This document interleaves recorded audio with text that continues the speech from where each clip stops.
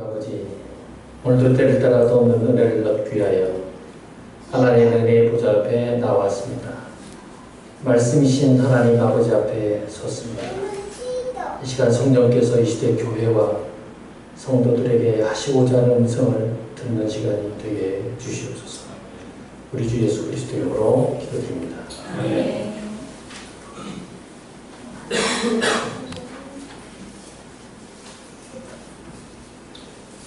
어제가 도원이 100일이라는 도의의 기도를 축하드립니다.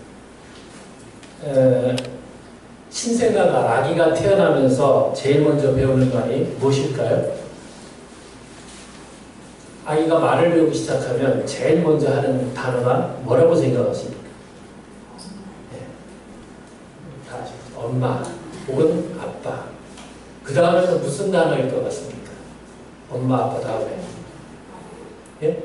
한번 잘, 애기 키우는 엄마, 아빠 사람 생각이 무슨 단어를 그 다음으로 배우게 될까? 제 생각에는 내 거야 배우는 것 같아요. 내 거야. 손에 잡히면은 꽉 쥐고 안 주려고 안 놓으려고 하면서 내 거야, 내 거야. 제 생각이에요. 내 거야부터 배우자. 이것을 보면 인간은 태어나면서부터 성선설보다는 성악설이 맞는 게 아닌가 그런 생각이 듭니다. 갓난아기를 보면 천사 같고 아무런 죄가 없을 것 같지만 인간은 본래부터 이기적 존재이고 죄인이라는 사실입니다.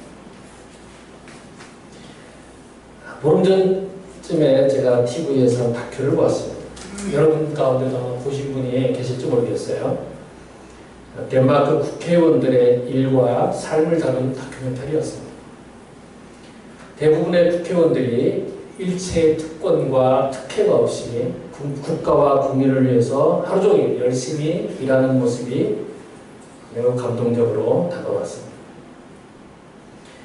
그들은 우리나라 국회의원들의 연봉의 3분의 1 정도의 수준의 적은 월급과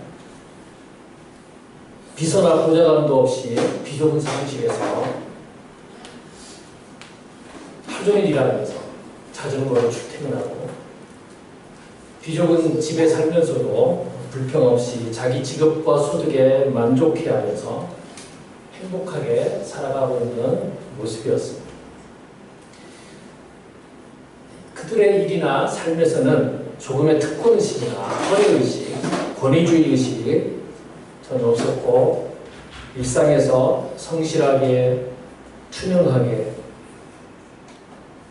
일처리를 하는 모습을 볼 수 있었고 정직성이 몸에 배어있는 것 같았습니다. 특히 덴마크 국민들이나 정치인들이 가장 존경한다는 목사요 정치가였던 이 그룬투비 목사의 삶은 정말 큰 감동이었습니다.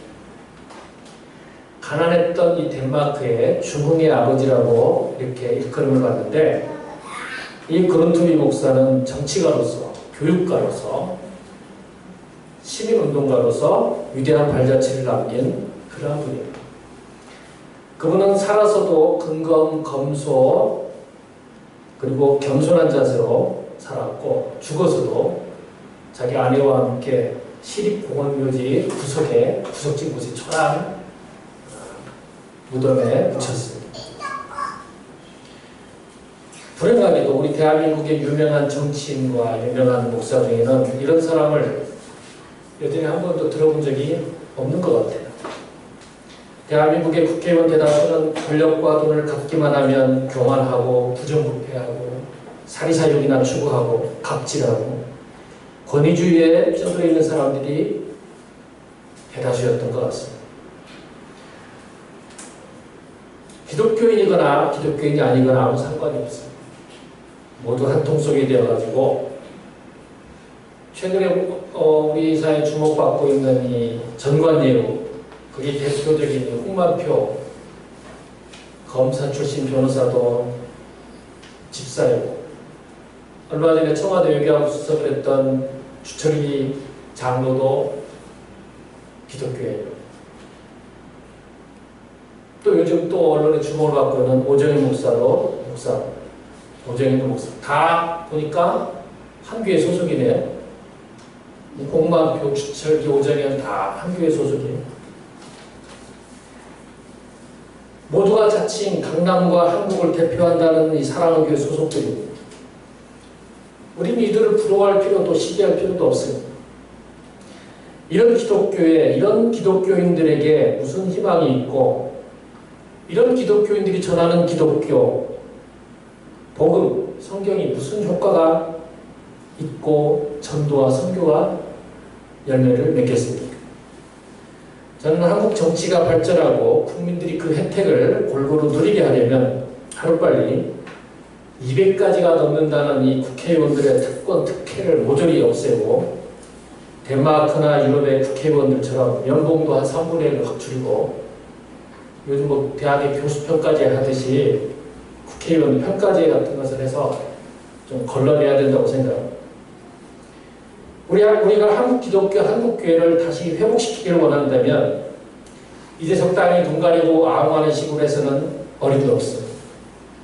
이제 정말 복음의 본질, 성경의 정신을 고민하고 철저히 성경과 복음의 정신을 따라 살지 않으면 희망이 없다고 믿습니다. 부흥과 회복은 영원한 이야기입니다. 우리가 예수 그리스도의 가르침과 삶을 따라 살지 않는다면 누가 우리에 전하는 복음에 귀를 기울이고 믿어주고 따라주겠습니다. 우리 성도들은 그리스도를 진정으로 믿고 진정으로 따르기로 작정한 순간 우리는 이제 사단의 노예, 죄의 종, 탐욕의 우상으로부터 자유하게 된 사람들입니다. 돈, 권력, 명예, 감투, 인기, 온갖 우상들 그까지 것들이 뭐길래 우리 영혼과 삶을 좀먹고 파괴하고 지옥으로 끌고 가도록 그냥 방치해서 되겠습니까? 우리가 언제까지 하나님과 바알 사이에서 눈치를 보고 머뭇거리고 양다리 걸치고 바람에 이리저리 흔들리는 갈대처럼 방황하고 어리석게 살아야 되겠습니까? 이제 나침판을 바로 살피고 돛대를 세우고 우리 믿음의 주요 온전케 하시는 예수 그리스도를 목표로 과감히 앞으로 나아가야 합니다. 제가 좋아하는 다큐멘터리 중에 하나가 동물의 왕국인데 그 동물의 왕국을 보면 아프리카 초원지대에서 갈증을 못 참고 물을 마시기 위해서 무리를 이탈해가지고 주변을 방심한 채 물을 먹는 그 얼룩말이나 누, 사슴 이런 것들을 사자나 이 포식자들이 덮쳐가지고 잡아먹는 것을 종종 보게 됩니다. 우리가 성경과 복음이라는 나침판을 잃어버리고 세상이 약속하는 돈, 권력, 명예, 인기, 성공, 쾌락, 온갖 우상의 갈증을 느끼고 그것을 쟁취하기 위해서 허우적대고 심취해 있는 동안 사단마귀는 우는 사자처럼 우리를 덮쳐서 잡아먹고 말 것입니다. 사단의 밥이 되어가지고 신앙도 잃고 명예도 잃고 건강도 잃고 사람도 잃고 돈도 잃고 자살로 생명을 마감하는 기독교인들이 우리 주위에 얼마나 많습니다. 또 갈수록 교회 다니는 사람들 가운데 예수 그리스도를 주로 믿는다고 하는 사람들 가운데 자살하는 사람들이 갈수록 늘고 있습니다. 우리가 정신을 바짝 차려야 됩니다. 사단과 마귀를 이기고 자신을 지키는 방법은 다른데 있지 않습니다. 에베소서 6장에 있는 대로 하나님의 전신갑주로 무장하는 것, 곧 복음, 하나님의 말씀과 기도 외에는 우리가 사단의 과거로부터 벗어날 길이 없습니다. 즉 복음의 철저한 삶을 사는 방법 외에는 없다는 이야기입니다. 여러분 그리스도 안에서 진정 자유인이라는 것, 자유자라는 것을 믿습니까? 나는 그리스도 안에서 정말 자유해. 누구도 내 영혼과 내 삶을 좌지우지할 수 없어. 내 삶을 노예로 부릴 수가 없어. 라고 믿습니까? 이게 믿어져야 여러분이 진정 예수 그리스도를 믿는 것이고 그리스도의 제자이고 성도이고 기독교이고 교회만 왔다 갔다 한다고 해서 기독교인이 아니고 내가 그리스도 안에서 복음 안에서 정말 자유하고 내가 진리를 따라 살고 그리스도와 내 생명의 삶의 주인이라는 사실을 고백하고 삶으로 증거하고 증명해내는 것, 증명해내는 사람 그게 바로 기독교인이고 기독교인의 삶입니다. 그런데 이게 안 믿어진다면 우리는 심각하게 우리 자신을 반성하고 돌아봐야 주 예수보다 귀한 것은 없네, 주 없인 살 수 없네, 습관적으로 기계적으로 찬송 부르는 것 아무 의미 없습니다. 주 예수보다 귀한 것은 없네. 그래도 돈이 있어야지. 돈이 더 귀하지. 주 없인 살 수 없다고? 돈 없인 살 수 없지. 주만 있어서 가지고는 안 돼. 돈 없인 살 수 없어. 그래도 돈 있어야 돼. 우리가 이렇게 양가 감정, 그러니까 양다리 걸치고 이 가운데서 머뭇거리고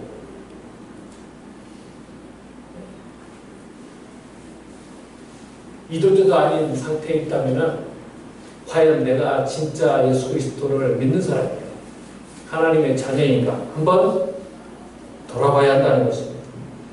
그건 그냥 찬송가 가사에 들어있으니까 습관적으로 별 생각 없이 부를 뿐이야. 돈이 있어야 집도 사고 자동차도 바꾸고 자녀 교육도 시키고 아프면 병원도 가고 효도도 하고 선교도 할 거 아닌가? 이상과 현실은 분명히 다른 거야. 그건 나도 알고 너도 알잖아. 돈이 있어야 사람 대접도 받는 게 이 세상이야. 이렇게 철저히 믿는 사람은 주 예수보다 더 귀한 것은 없네, 주 없인 살 수 없네, 찬송 부르지 말아야. 찬송은 곡조 없는 기도라고 하죠. 곡조 없는 신앙 고백, 간증이라고 하지 않습니까? 주님 우리 마음과 생각을 감찰하시고 모두 다 알고 계시는 분입니다. 마음에도 없는 입술로만 맨날 습관적으로 기계적으로 하는 거짓 고백, 거짓 찬양, 거짓 예배는 이제 멈출 때가 되었습니다. 이제 한국 기독교와 교회 목사들, 성도들은 위선과 가식을 버리고 꾸밈없이 철저하게 하나님 앞에 서야 할 때가 되었습니다. 우리가 믿음이 부족하고 믿음이 약해서 때로는 가끔 넘어지고 실수하기는 해도 속담에 입은 비뚤어져도 말은 바르게 하라, 그런 말이 있듯이 우리가 믿음이 부족하고 때로는 약해서 넘어지기도 하고 실수하기도 하고 죄도 지을 수 있지만 그래도 우리의 말, 고백 정확하고 정직해야 하지 않겠습니까? 사기꾼들 보면 되게 말은 번지르르게 하고 얼굴은 화려하게 칠하고 옷은 화려하게 입는데 그 중심 마음은 그렇지 않습니다. 그러니까 사람들이 넘어가는 것이죠. 사기꾼에게 이용당하는 것입니다. 한국인은 사기꾼 천국이고 한국인은 숨쉬는 것처럼 거짓말을 한다. 이건 제 이야기가 아니고 한 2주 전에 일본의 어느 잡지에서 극우 잡지, 한국을 혐오하는 그 극우 잡지에서 한국과 한국인을 폄하하고 비난하는 기사 내용이, 한국인은 이 거짓말을 숨쉬는 것처럼 한대요. 물론 그런 사람도 있겠지만 다 그런 것은 아니죠.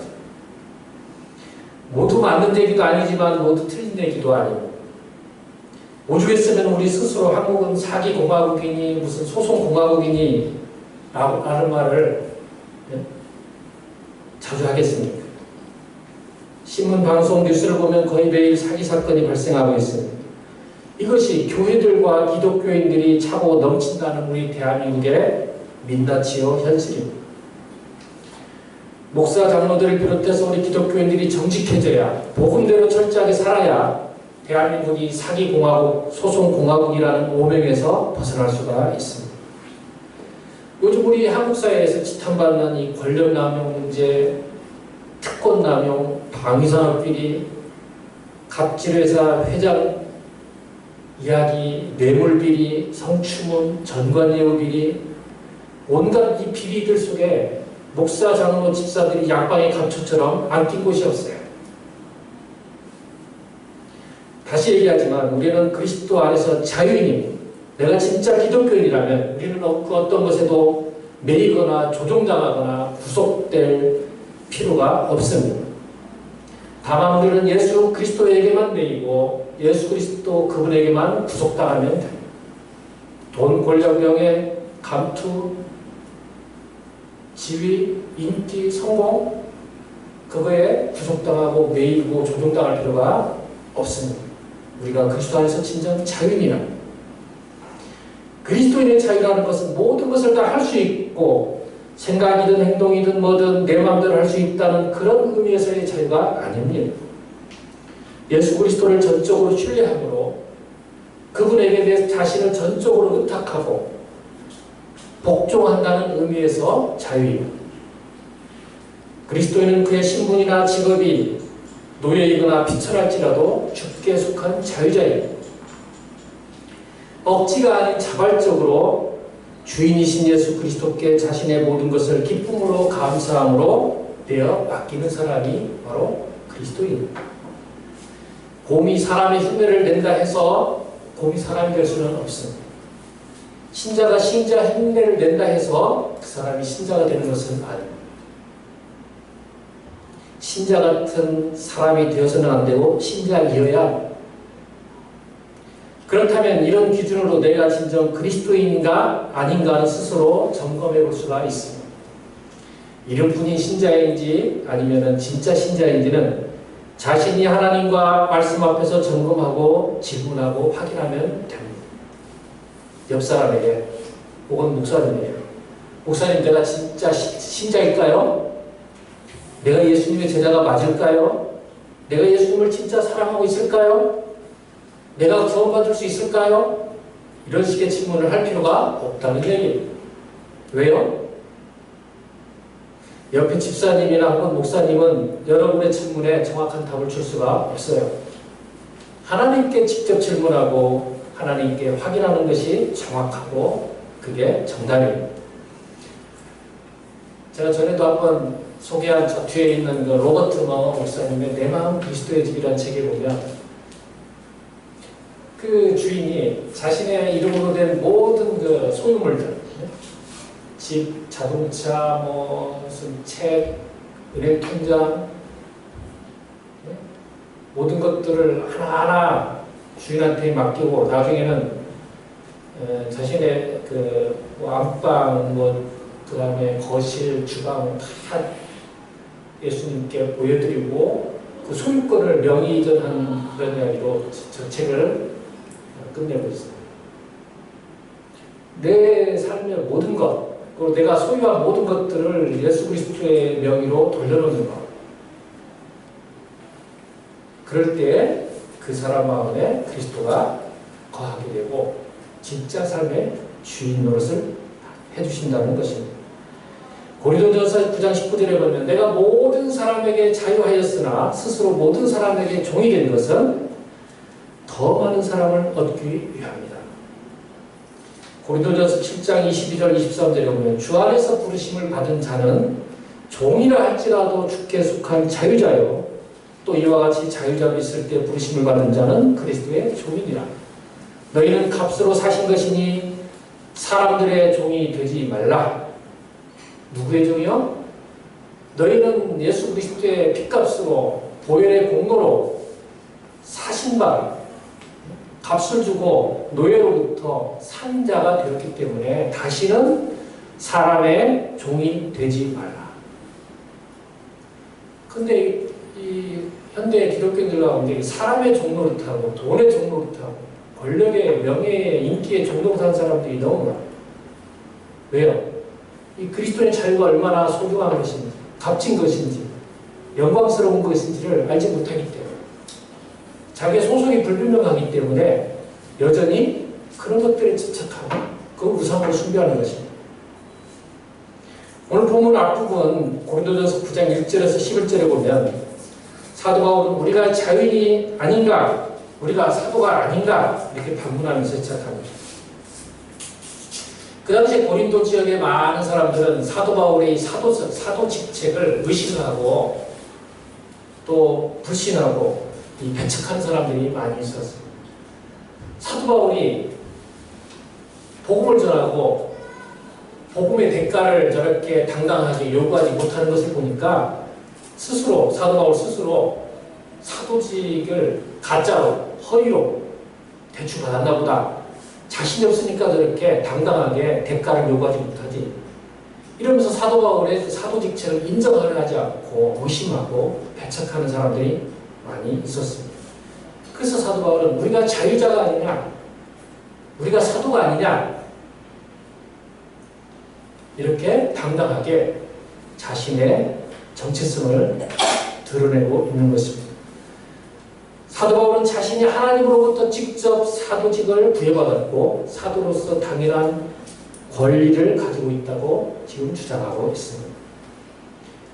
그 1절에서 11절에 보면 우리가 먹고 마시는 권리가 있지 아니하냐 4절에 보면 여기서 우리 누굽니까? 바울과 바나바 두 사람을 의미합니다. 우리도 여러분들처럼 먹고 마시고 즐길 권리가 있다. 교회로부터 우리가 개척하고 복음을 전하는 교회로부터 생계비를 받아서 사용하고 쓸 권리가 있다. 또 결혼하여 아내와 동반 전도를 다니면서 가족 부양 비용을 교회로부터 받을 권리도 있다. 5절에 보니까. 또 때로는 일하지 않고 휴식할 권리도 있다. 6절에 보니까. 7절에 보면 사도로서 마땅히 교회로부터 생활비와 선교활동비를 지원받을 권리가 우리에게는 있다. 군인이 군인의 월급을 받듯이 포도원 농부가 수확을 해가지고 그 대가를 받듯이 양치기 목동이 양을 쳐서 그 대가를 받듯이 나도 우리도 복음을 전하고 그 대가를 충분히 받아 사용할 권리가 있다. 그것은 정당한 것이다. 지금 이런 주장을 하고 있는 것입니다. 바울은 사도로서 혹은 복음 전도자로서 당연히 누려야 할 권리가 여러 가지 있음을 주장하고 있습니다. 우리도 마찬가지로 기독교인으로서 하나님의 자녀로서 대한민국 국민으로서 목사로서 부모로서 혹은 회사의 상급자로서 혹은 소비자로서 마땅히 누릴 수 있는 권리가 많이 있습니다. 당연히 누릴 수 있는 권리를 누리는 것을 나무라거나 시비 걸 이유가 없습니다. 그러나 사도 바울은 자기가 당연히 누릴 수 있는 특권을 사용하지 않겠다고 천명합니다. 아니 자신의 권리를 지금까지 하나도 사용하지 않았다라고 이야기합니다. 왜 그랬을까요? 무엇 때문에? 현대사회는 개인의 권리를 중요시 여기는 사회입니다. 시대입니다. 개인의 권리. 특히 민주주의 사회에서는 이 개인의 자유와 권리는 모든 것에 가장 우선하고 이를 헌법 정신에 담아서 보장하려고 했습니다. 모든 국가가 다 그렇죠. 그래서 사람들은 자신의 권리가 침해를 당하면 가만히 있지 않고 소송을 제기하거나 데모를 하거나 심지어 폭행을 하고 살인을 하기도 합니다. 모두가 자기의 밥그릇을 지키기 위해서, 권리를 지키기 위해서, 이익을 지키기 위해서 한다니. 그러다 보니까 개인주의, 이기주의, 집단 이기주의가 만연하게 되고 이로 인해서 공동체 의식은 점점 희박하게 되어갑니다. 우리 사회의 고질적인 병폐인 이 연고주의, 학연, 지연, 혈연, 이 연고주의 전관예에 의도 삐뚤어진 권리주장과 무한한 탐욕에서 비롯된 것이라고 할 수 있습니다. 이로 인해서 우리 사회는 곳곳에 수많은 갈등으로 인해서 엄청난 사회적 비용과 불신 비용을 지불하고 있습니다. 낭비되는 돈이 서로 믿지 못하고 불신하기 때문에 지불해야 되는 돈이 엄청난 수많은 갈등들, 예? 남북 갈등, 지역 갈등, 부세대, 신세대 갈등, 빈부 갈등, 정규직, 비정규직 갈등, 우리 사회의 갈등이 얼마나 많습니까? 그 갈등을 처리하고 수습하는 데 들어가는 돈도 엄청납니다. 이러한 때에 우리 기독교인들은 무엇을 해야 하고 어떻게 살아야 합니까? 사도 바울이 오늘 본문에서 그 해법을 제시하고 있습니다. 바울은 오늘 본문에서 3번이나 이렇게 강조합니다. 12절에 보니까 그러나 우리가 이 권리를 쓰지 아니하고, 여기서 우리가 누구라고요? 바울과 바나바. 우리가 이 권리, 우리가 사도로서 또는 지도자로서 목회자로서 전도자로서 마땅히 누리고 사용할 수 있는 이 모든 권리를 쓰지 아니했다. 사용하지 아니했다. 15절에도 보니까 그러나 내가 이것을 하나도 쓰지 아니하였고, 여기서 내는 누굴까요? 사도 바울 자신을 가리키죠. 내가 이것을 권리를 하나도 일절 사용하지 않았다. 내 특권, 특혜, 모든 권리, 당연 누릴 수 있는 권리를 내가 다 포기했다. 일절 사용하지 않았다. 18절에도 보니까 내가 복음을 전할 때에 값없이 전하고 복음으로 인하여 내게 있는 권리를 다 쓰지 아니하는 이것이거든. 복음을 전할 때 어떻게 해요? 값없이 전하고 공짜로 전해요. 대가나 보상을 바라지 않고 순수하게 값없이 거저 공짜로 복음을 전했다. 복음으로 인하여 복음 때문에 내게 있는 권리를 다 쓰지 아니했다. 여기 보면은 이 강조하는 부사가 있죠. 다 쓰지 아니했다. 이것을 하나도 쓰지 아니했다.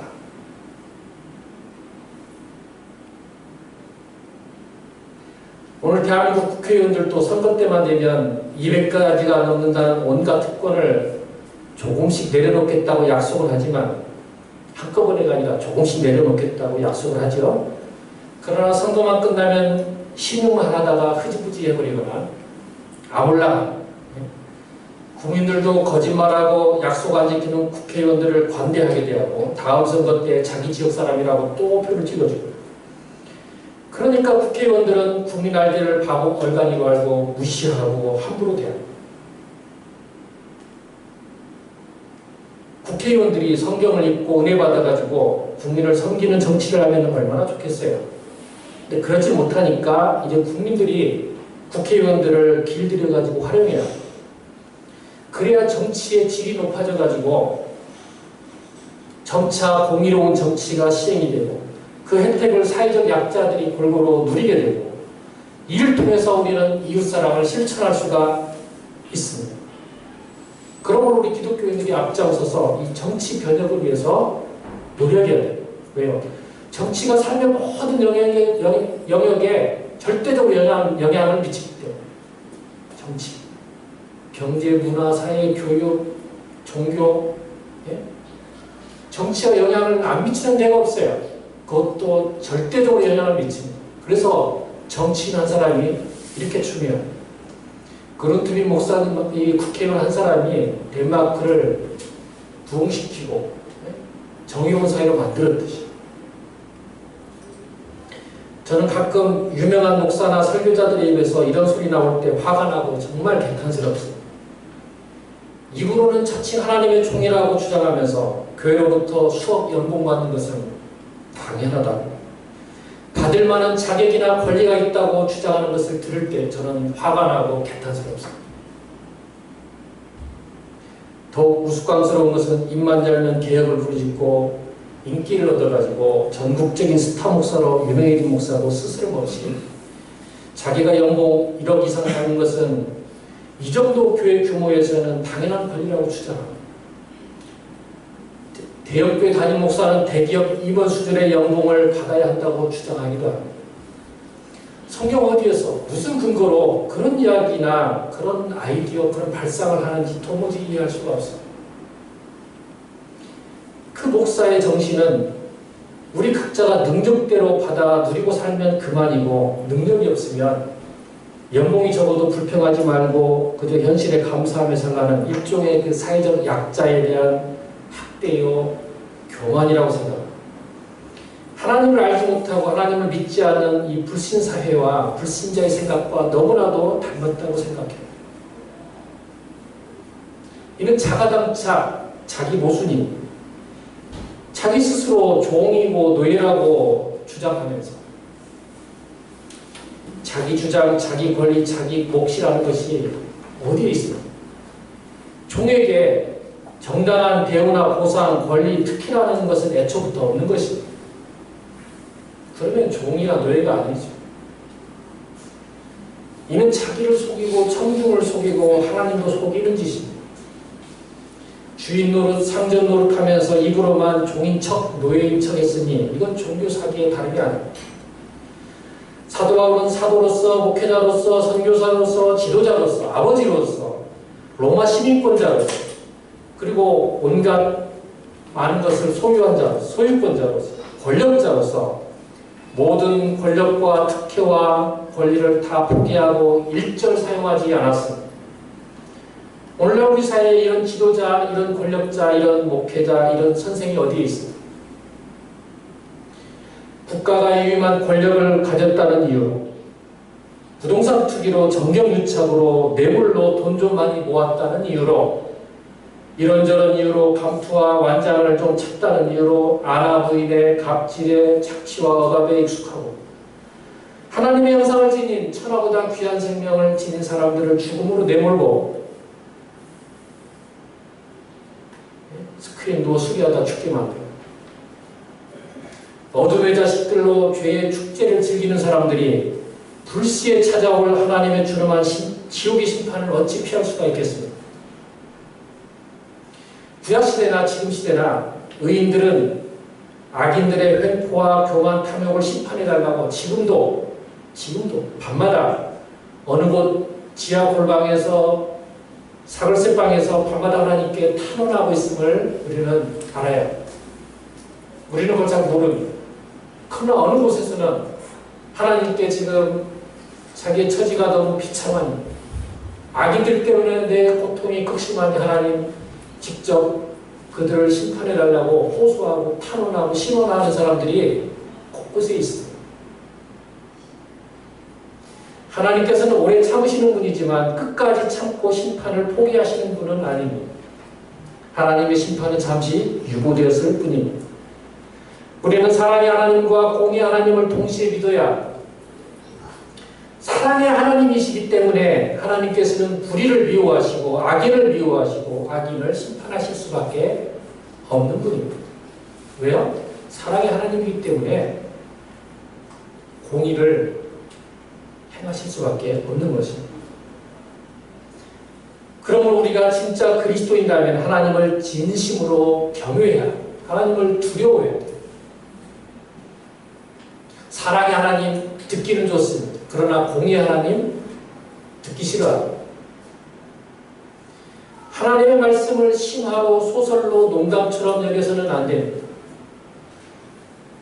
하나님을 만홀히 여기고 하나님을 이용하고 사람들의 술안주거리나 조롱거리로 하나님의 이름에 욕이 돌아가게 해서는 안 됩니다.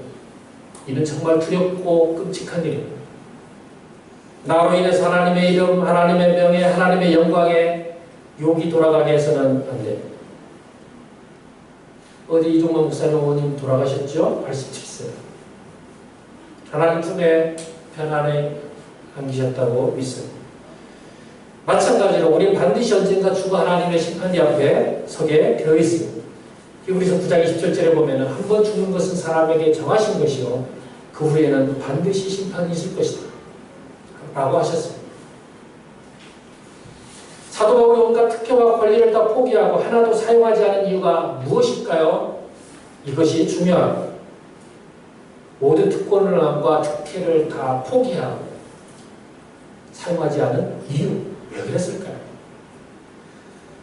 첫째로 오늘 본문 9장 12절에 보면 그리스도의 복음에 아무 장애가 없게 하려 하기 위함이다.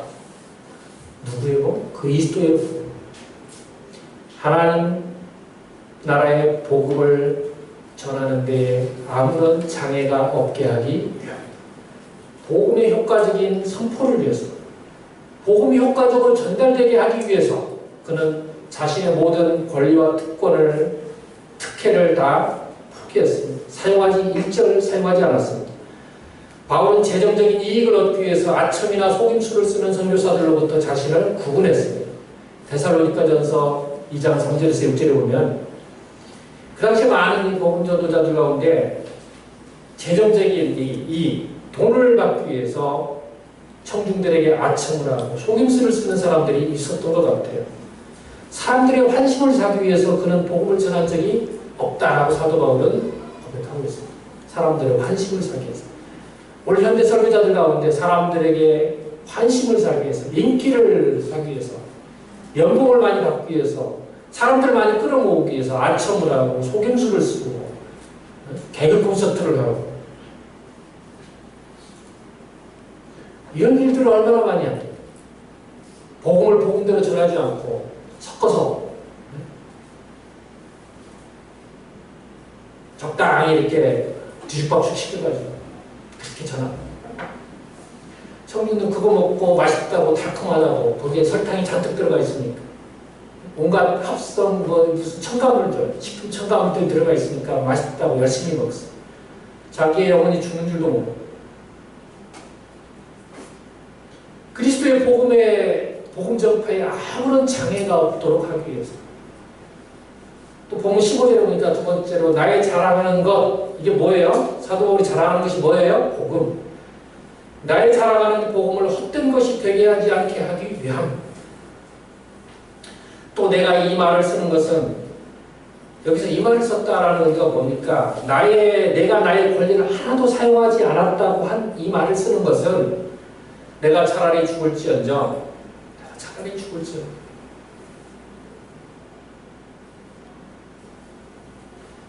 나의 자랑하는 복음을 헛된 것이 되게 하지 않게 하기 위해서 그는 자신의 모든 권리를 절대로 사용하지 않겠다고 천명하고 있습니다.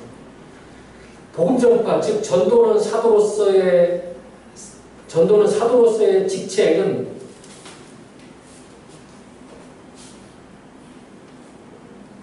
이 복음 전파, 즉 사도로서의 직책, 바울이 가진 직책은 바울이 임으로 선택한 것이 아니라 하나님께서 주신 숙명이고 소명이므로 당연히 해야 하는 것이다. 이를 통해서 대가나 보상이나 수당을 받는 권리가 마땅히 내게 있지만 내가 다루이 포기하고 앞으로도 절대 사용하지 않을 것인데 그 이유는 오직 복음의 은혜성을 드러내기 위함. 복음의 은혜성이 뭐예요? 공짜로 내가 복음을 전했다라는 것을 상대방에게 알려주기 위해서. 첫 번째는 복음을 효과적으로 전하기 위해서, 두 번째는 복음의 은혜성을 강조하기 위해서 그는 이 모든 권리를 포기했다. 즉 복음은 값없이 공짜로 전하고 받는 이도 공짜로 받아야 된다는 것입니다. 그리고 자신은 이를 위해서 교회로부터 지원과 도움을 일체 받지 않겠다. 만약에 자신이 교회나 주변으로부터 도움을 받으면, 경제적 도움을 받으면 그 당시에 아테네를 떠도는 또는 고린도 도시에 있는 많은 그 떠돌이 철학자들, 그런 종교 선생들처럼 그들은 돈을 받고 철학도 팔고 가르침도 팔고 그걸로 먹고 살았는데 사도 바울은 그런 사람들과 자신을 구분하기 위해서 철저하게 대가를 바라지 않고 돈을 받지 않고 복음을 전했다. 왜냐하면 자기가 돈을 받고 복음을 전하면 그 떠돌이 철학자들이 전하는 그 새로운 철학 그것과 다를 바가 없다고 사람들이 오해할까 봐, 그렇게 믿을까 봐 자신이 전하는 예수 그리스도의 복음조차도 싸구려 취급당하고 값싸게 여겨질까 봐 그런 오해와 왜곡을 줄이기 위해서, 없애기 위해서 그는 복음을 전할 때 일절 돈을 받지 않는다. 대신에 그는 전도비와 생활비를 마련하기 위해서 천막 만드는 공장에서 밤새도록 중노동을 해가면서 돈을 벌어서 사용했습니다. 이 모든 것이 복음의 은혜성을 강조하고 복음의 은혜성이 오해받거나 왜곡되지 않게 하기 위해서 그리했다는 것입니다. 내가 복음을 전할 때 값없이 돈을 받고 값없이 전하고 18절에 나오죠. 값없이 복음을 전했다. 만약에 돈을 받고 자동차를 받고 집을 받고 수당을 받고 그러면 자신의 전하는 복음조차 그렇게 싸구려 취급당할 겁니다. 무보수로 공짜로 복음을 전했다. 이 말씀을 보면 바울은 이 복음에 대한 자랑, 자부심이 넘쳤다는 것을 알 수가 있습니다. 로마서 11장 13절에 보면 내가 이방인에 너희에게 말하노라 내가 이방인의 사도인 만큼 나의 직분을 영광스럽게 여기노니 이는 곧 내 권력을 실익케 하여 저희 중에서 얼마를 구원하기 위함이라. 내가 이방인의 사도직 이 직분을 영광스럽게 여긴다. 얼마나 멋진 말입니다. 내가 이방인의 사도인 만큼 내 직분을 영광스럽게 여기면 조금도 마음에 가감이 없이 바울은 이방인의 사도된 직분을 영광스럽게 생각했습니다. 우리는 과연 우리에게 주신 은사 직분을 어떻게 여기고 있습니까? 집사를 잡사로, 목사를 먹사로 만들지 않기 위해서는 영광스러운 직분에 걸맞는 삶이 뒷받침되어야 합니다. 누가 뭐래도 나는 가수다, 나는 경찰이다, 나는 교사다, 나는 농부다, 나는 엄마다, 나는 아버지다, 나는 목사다. 얼마나 멋진 말이에요. 누가 뭐래도 내 직분, 내 임무 역할을 나는 영광스럽게 여긴다. 나는 귀하게 여긴다. 목사직을 성직으로 혹은 세속직으로 만드는 것은 다 자기 할 탓입니다. 장로직을 영광스럽게 만드는 것도 비천하게 만드는 것도 각자 자기 할 탓입니다.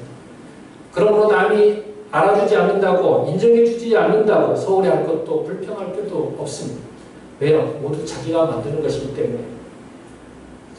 오늘날 한국 기독교 안에 복음 때문에 손해를 보고 가난해지고 누명을 쓰고 억울한 일 당하고 감옥에 가고 애매히 불안한 당하는 사람이 얼마나 될까요?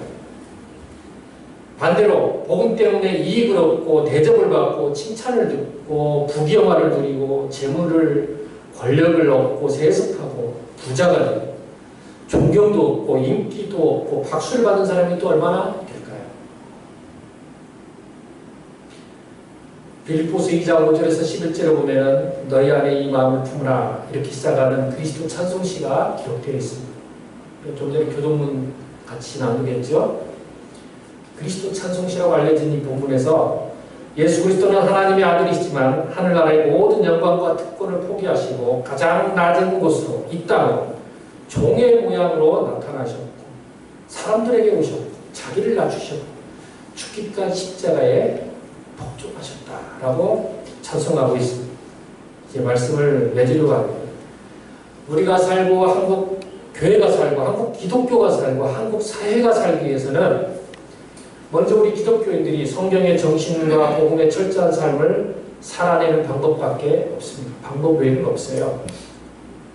대충 적당히 눈 가리고 보여주기식의 쇼맨십, 이벤트, 퍼포먼스, 세력 것이 방법으로는 희망이 없습니다.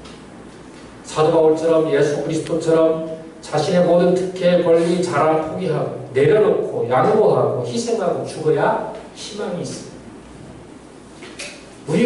내가 이 권리를 다 쓰지 아니했다. 하나도 쓰지 아니했다. 쓸 수 있는데 이제 자기 권리만 생각하고 자기 권리 지키기에만 혈안이고 다른 권리를 찾아 키울 생각만 하는 기독교인은 아무런 소용이 없습니다. 그리고 이런 교회와 기독교인이 전하는 복음은 아무런 효과도 없고 능력을 나타낼 수도 없습니다. 송재천 목사님 돌아가신 지 1년 다 돼가는데 이분이 제가 13년 동안 제 머릿속에 각인된 한 문장이 있어. 돈 내고 뒤로 물러서라. 돈 내고 숨으라. 돈 내고 앞에 나서지 마라. 돈만 내고 뒤로 물러나라. 그 이야기를 수도 없이 많이 들었어요. 저도 이 이야기를 제 후배 목사나 선교사들한테 전해줍니다. 얼마 전에 수영롭게 부자교회 선교사한테도 제가 이 이야기 전해줬어요. 뭐 10억 그 선교지에다가 돈 냈다고 그 보상이나 뭐 대가 대우해달라고 말하지 말고 뒤로 물러나. 다른 사람 앞세우라. 송 목사님은 홀퇴장 직입을 한 3년 하셨죠. 3년 더 하라고 그랬는데 사양하고 계셨는데 20년 전 이야기입니다. 20년 직원 600명에게 회장 취임하자마자 직원들한테 최신 휴대폰을 다 사주고 지사장 지방인 지사장들한테는 승용차 한 대씩 다 사주고 그런데 정작 본인은 전철 타고 다니고 낡은 휴대폰 사용하고 자신이 누릴 수 있는 회장으로서의 특권 다 포기했습니다. 외국을 많이 다니다 보니까 항공 마일리지가 많이 쌓이는 것도 홀타 등목지 반납하려고 그랬는데 반납이 안 된다고 해서 그걸 어쩔 수 없이 본인이 가지고 있었습니다. 개인이 쌓은 것이 아니기 때문에 항공 마일리지도 그 단체에 돌려줘야 된다. 그런 생각을 가진 분이었어요. 여러분, 한국교회 목사들이 안 변하면 한국 사회 정치인, 공무원, 경제인, 교육자, 법조인들 절대 변하지 않습니다. 맨날 설교만 하고 입으로만 가르치면 누가 듣겠어요? 사회가 그렇다 해서 교회도 목사도 똑같이 돈 많이 내면 무슨 집회나 모임에 감투나 완장을 싹쓸이하고 설교도 싹쓸이하고 반상도 싹쓸이하고 대접도 박수도 싹쓸이하고 부활절 연합예배 설교, 국가 초청기도회 설교, TV 방송 설교도 돈 많이 낸 순서대로 싹쓸이하고 돈이 없어 못 내거나 적게 내면 항상 찬밥 신세입니다. 여러분, 교회와 기독교 단체에 은혜라는 게 다 사라졌어요. 온데간데 없어져요. 철저히 돈 내고 돈 먹기식의 이런 사업 거래가 판을 치고 있어요. give and take. give and take. 돈 많이 내면 상응하는, 그에 따른 상응하는 권리를 요구하고, 그럼 이를 당연시 해요. 돈을 받은 쪽도 마찬가지입니다. 받은 만큼 대우해주고 보상해주는 것을 당연하다고 여깁니다. 왜요? 그래야 다음에 돈이 나올 테니까. 고객 관리를 잘 해놓아요. 은행, 카드회사, 항공사, 백화점에는 은혜라는 것이 없습니다. 철저히 돈 많이 내고 돈 많이 쓴 순서대로 차별이 일어나고 이를 당연시 여깁니다. 왜요? 원래 그런 것입니다. 그러나 교회에서는 기독교인에게는 이런 일이 일어나서는 안 되는 것입니다. 철저히 성경과 복음의 원리와 기준이 적용되어야 되고 은혜가 강물처럼 일상적으로 흘러야 하는 것이 바로 교회입니다. 교회는 다른 것은 좀 부족해도 은혜와 사랑이 풍족해야 됩니다. 은혜와 사랑이 없다면 그것은 하나님의 교회가 아니라 그저 인간의 사교 클럽에 불과합니다. 또한 교회에서는 그 어떤 차별이라도 절대 있어서는 안 돼요. 우리가 잘 알고 있는 고린도전서 13장에서 뭐라고 말씀합니까? 내가 사람의 평안과 천사의 말을 할지라도 뭐가 없으면요? 사랑이 없으면 소리나는 구리와 울리는 꽹과리가 됩니다. 예언을 능력하고 산을 옮길 만한 능력이 있고 지식에 박사고 구제를 하고 자기 몸을 불쌍하게 내어줄지라도 뭐가 없으면요? 사랑이 없으면 내게 아무런 유익이 없다. 나시 아무것도 아닙니다. 교회 안에 사랑과 은혜가 없으면 아무것도 아니에요. 그 교회가 아니라 사교클럽에 불과해요. 신목단체에 불과합니다. 기독교의 핵심 정신과 가치와 태도는 은혜와 사랑, 섬김이고 나눔이고, 그리고 우리가 전하고자 하는 것은 복음의 은혜성, 복음의 효과성. 우리가 어떻게 하면 복음을 효과적으로 전하고 복음을 은혜되게 전할 것인가? 우리의 생각과 태도가 거기에 집중되어 있어야 합니다. 이를 위해서 우리는 우리의 자유와 권리를 유보하고 절제하고 포기하고 중단해야 합니다. 사도 바울처럼 예수 그리스도처럼 기도하겠습니다. 하나님 아버지, 오늘 고린도전서 9장의 말씀을 통해서 우리가 그리스도인으로서 하나님의 자녀로서 소속을 분명히 하고 어떻게 하면 우리가 복음을 효과적으로 전하고 복음을 은혜되게 전할 것입니다. 그를 통해서 단 한 사람이라도 하나님의 백성으로 구원에 이르도록 우리가 기여할 것인가, 우리가 역할을 잘 감당할 것인가 하는 말씀을 함께 나누었습니다. 성령 하나님, 이 자리에 참석한 우리 모든 형제자매들 앞으로 사는 날 동안 주님 앞에서는 그날까지 이 사도 바울의 삶과 정신과 또한 예수 그리스도의 삶과 정신을 따라서 철저하게 복음에 순종하는 삶을 살아가는 우리 모두가 되게 해 주시옵소서. 우리 주 예수 그리스도 이름으로 기도드립니다.